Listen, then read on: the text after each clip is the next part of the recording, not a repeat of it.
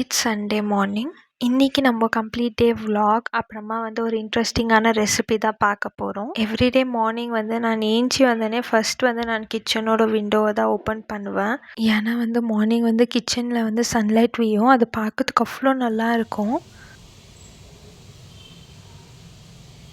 எனக்கு வந்து இந்த மாதிரி மார்னிங் வந்து பால்கனியில் நின்று கொஞ்ச நேரம் டைம் ஸ்பெண்ட் பண்ணதுக்கு ரொம்பவே பிடிக்கும். இன்றைக்கி சண்டே வேறு, எங்கள் வீட்டு முன்னாடி வந்து கிரவுண்ட் இருக்கிறனால அங்கே நிறைய சின்ன பசங்க வந்து கிரிக்கெட் வாலிபால் எல்லாம் ஆடின்னு இருக்குவாங்க. அது ரொம்பவே நல்லாயிருக்கும் பார்க்கறதுக்கு.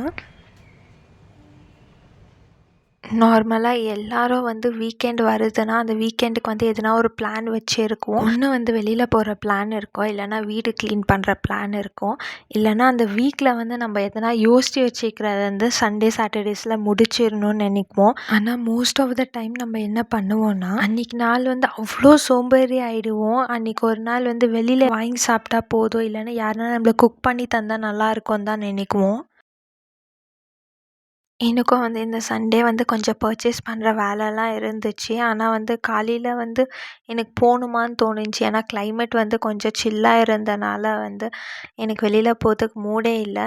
சரி இப்படியே இருந்தேன்னா இன்றைக்கி பிளான் பண்ணி வச்சு தான் எதுவுமே செய்ய மாட்டோன்னு வெளியிலலாம் ரொம்பவே மண்ணாக இருந்தனால வெளியிலலாம் க்ளீன் பண்ணிவிட்டு வீடெல்லாம் வந்து பெருக்கி முடிச்சிட்டேன்.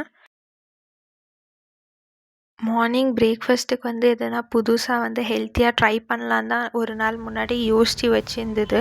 ஆனால் நம்ம யோசிக்கிறதெல்லாம் நெக்ஸ்ட் டே செய்கிறோமா, அதெல்லாம் கண்டிப்பாக செய்யதே இல்லை. இன்றைக்கி வந்து என்னோடய பிளான் வந்து காலையில் பிரேக்ஃபாஸ்ட் சாப்பிட்டுட்டு வந்து காலையிலே ஷாப்பிங் பண்ணதுக்கு போகலான் தான். ஏன்னா பெங்களூரில் சொல்லவே முடியல, எப்போ மழை வருது எப்போ வெயில் அடிக்குதுன்னே தெரியல. கிளைமேட் ஆஃப் அண்ட் சேஞ்ச் ஆகினே இருக்குது. யூஸ்வலாக நம்ம பிரேக்ஃபாஸ்ட் வந்து எதனா செய்யணும்னு டிசைட் பண்ணி வச்சுட்டு லாஸ்ட் மினிட்ல வந்து அந்த பிரேக்ஃபாஸ்ட் செய்ய முடியலன்னா நம்மளுக்கு கண்டிப்பாக ஒரு ஆப்ஷன் இருக்கும். அது என்னென்னா தோசை தான். எப்போவுமே எல்லார் வீட்லேயும் வந்து இட்லி மாவு இல்லைன்னா தோசை மாவு வந்து ஃப்ரிட்ஜில் கண்டிப்பாக இருக்கும். இன்கேஸ் வந்து தோசை மாவே இல்லைனாலும் இட்லி மாவுலேயே வந்து தோசை ஊற்றி சாப்பிடுவோம். நம்ம நிறைய பேர் வீட்டில் வந்து இட்லி மாவில் தோசை ஊற்றி சாப்பிட்டுக்கிறோம். யாரெல்லாம் அந்த மாதிரி வந்து தோசை மாவு இல்லாத போது வந்து இட்லி மாவில் தோசை ஊற்றி சாப்பிட்டுக்கிறீங்கன்னு எனக்கு கமெண்ட் செக்ஷனில் சொல்லுங்கள். நம்ம அவசரத்தில் வந்து தோசை சாப்பிட்டுட்டு கிளம்பலான்னு நினைக்கும் போதும் இந்த தோசை சரியாக வராத போதும் ரொம்பவே கஷ்டமாக இருக்கும். அதே மாதிரி தான் எனக்கு ஃபஸ்ட் டைம் தோசை ஊற்றும் போது ஃபஸ்ட்டு தோசை சரியாகவே வரல. சரி திருப்பி பொறுமையாக வந்து செகண்ட் தோசை ஊற்றணும். செகண்ட் தோசை வந்து நல்லா வந்துச்சு.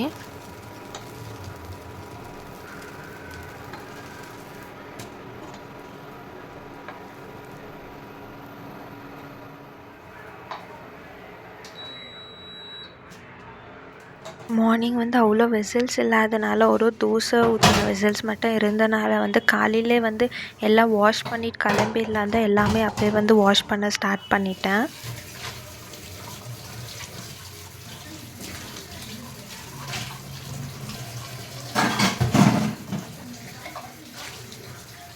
நான் ஸ்டார்டிங்கே சொல்லியிருந்தேன் ஒரு புது ரெசிபி வந்து இந்த வீடியோவில் சொல்கிறேன்னு. இது வந்து ஒரு ஈஸியான ஸ்வீட் ரெசிபின்னே சொல்லலாம். இந்த மாதிரி ஸ்வீட் ரெசிபீஸ் வந்து அந்தந்த சீசனில் தான் செய்ய முடியும். இப்போ வந்து பலாப்பழம் சீசன் இருக்கிறனால பலாப்பழத்தை வச்சு வந்து ஒரு ஸ்வீட் ரெசிபி தான் எப்படி செய்யுதுன்னு சொல்ல போகிறேன். இதுக்கு வந்து 1/2 கப்பு வந்து பாசிப்பருப்பை எடுத்து கடாயில் போட்டு நல்லா வறுத்துட்டு அதை குக்கரில் போட்டு ஒரு 2-3 விசில் வச்சு எடுத்துக்கிறேன். கடாயில் வந்து ஒரு 2-3 ஸ்பூன் வந்து எண்ணெய் ஊற்றிட்டு முந்திரி திராட்சைலாம் போட்டு நல்லா வதக்கி எடுத்துக்கிறேன். அதே எண்ணெயில் வந்து கட் பண்ணி வச்ச வந்து பலாப்பழத்தை போட்டு கொஞ்சம் நல்லா வதக்கிக்கிறேன். அந்த வதக்குற டைமில் வந்து வெல்லம் வந்து கொஞ்சம் கரைச்சி எடுத்து வச்சுக்கிறேன் ஸ்வீட்டுக்கு. இது வந்து மண்சட்டியில் தான் செய்ய போகிறேன்.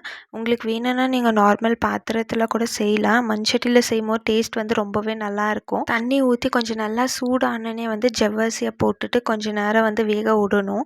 அது வெந்த பிறகு வந்து நம்ம வேக வச்ச வந்து பருப்பை வந்து அதில் கொட்டிட்டு ஒரு கொதி வர வரைக்கும் வெயிட் பண்ணுங்க. அப்புறமா வந்து நம்ம காசி வச்ச வெல்லத்தை வந்து அதில் ஊற்றிட்டு அது நல்லா கொதித்து வந்து ஒரு ஸ்டேஜுக்கு வந்தோடனே அதில் கொஞ்சம் ஏலக்காய் தூள் போட்டு கலக்கிட்டு ஆஃப் பண்ணி எடுத்து வச்சுடுங்க. கொஞ்சம் ஆறுன ஆறுன பிறகு வந்து ஒரு கிளாஸ் பால் ஊற்றிட்டு நல்லா மிக்ஸ் பண்ணிவிட்டு இப்போ நம்ம வறுத்து வச்ச பலாப்பழம் அப்புறமா முந்திரி திராட்சைலாம் போட்டு கலக்கிடுங்க.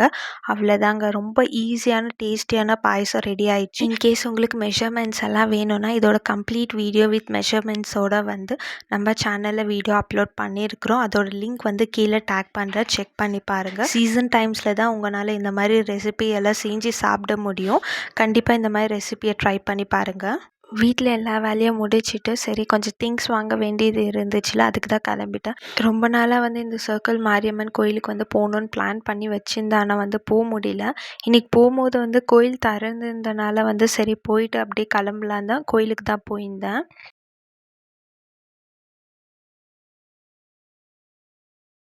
இன்றைக்கி வந்து லன்ச் டைமில் கூட வெளியிலே இருந்தனால வந்து வெளியில் வந்து நான்வெஜ் சாப்பிட்லான் தான் பிளான் இருந்தது. நான் வந்து போன ஹோட்டல் வந்து அக்ஷயா டீலக்ஸ், அந்த ஹோட்டலுக்கு தான் போயிருந்தேன். அங்கே வந்து உங்களுக்கு சீ ஃபுட்ஸ் வந்து டிஸ்பிளேலே வந்து வெரைட்டி ஆஃப் சீ ஃபுட்ஸ் வந்து வச்சுருந்தாங்க. அது பார்க்கறதுக்கு எது சாப்பிட்ணும் எதை விடணுன்னே தெரியல. நாங்கள் வந்து ஆர்டர் பண்ணது வந்து பிரியாணியில் வந்து மட்டன் பிரியாணி தான் ஆர்டர் பண்ணியிருந்தோம். சீ ஃபுட்டில் வந்து ப்ரான்ஸ் கார்லிக் ஃப்ரை தான் ஆர்டர் பண்ணியிருந்தோம். அது கூடயே வந்து பாயில்டு எக் ஆர்டர் பண்ணிவிட்டு ஒரு ஜூஸ் தான் ஆர்டர் பண்ணியிருந்தோம். அங்கே இருக்கிற ஆம்பியன்ஸ் எல்லாம் வந்து ரொம்பவே நல்லா இருந்துச்சு. நாங்கள் ஆர்டர் பண்ண ஃபுட்டெல்லாம் கூட ரொம்ப நல்லா இருந்துச்சு. ப்ரான்ஸ் எல்லாம் வந்து ரொம்ப நல்லா குக்காகி இருந்துச்சு. நம்ம சில ஹோட்டலில் வந்து சாப்பிடும்போது அந்த ப்ரான்ஸ் சரியாக குக் ஆகலைன்னா வந்து நம்மளால் சாப்பிடவே முடியாது. ஆனால் இங்கே வந்து ரொம்ப நல்லா குக்காகி இருந்துச்சு.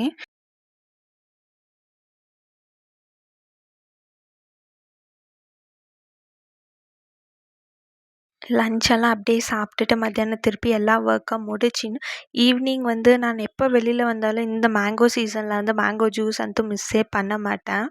திருப்பி என்னோடய ஃபேவரட் மேங்கோ ஜூஸை தான் வாங்கி குடிச்சிட்டு வந்து நாங்கள் கிளம்புனோம்.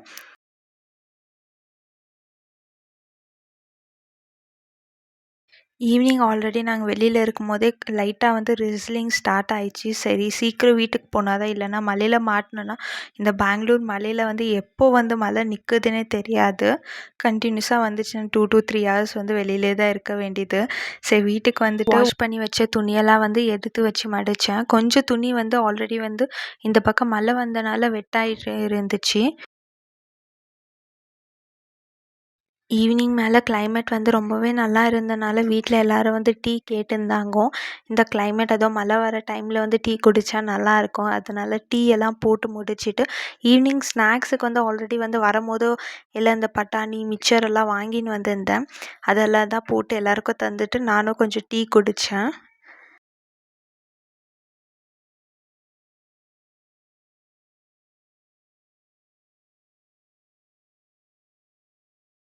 டீ குடிச்சு கூட முடிக்கல, அவ்வளோ சீக்கிரம் வந்து மழை வர ஸ்டார்ட் ஆயிடுச்சு.